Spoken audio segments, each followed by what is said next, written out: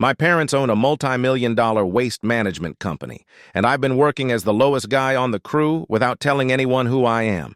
I'm 22, just graduated from college a few months ago. While my classmates were polishing resumes and stressing over interviews, my parents sat me down and made it clear. I wouldn't be job hunting. I'd be working for them. They run a massive waste management company like citywide contracts, fleet of trucks, recycling centers, the whole deal. It's their legacy, and they want me to take over someday.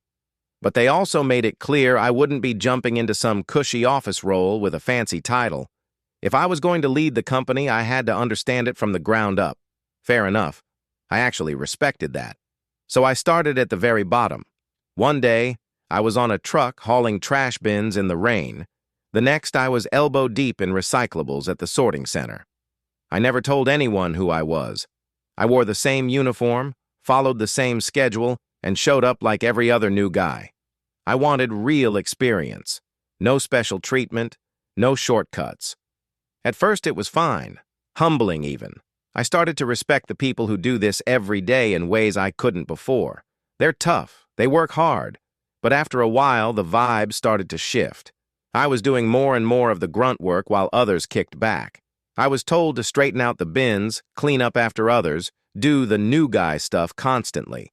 I didn't complain. I kept my head down. I figured it was part of paying dues. But then came the day that broke me. It was raining hard and we were already short-staffed. I barely slept the night before, showed up exhausted and got drenched within the first hour. My clothes were soaked. I was cold and running on fumes.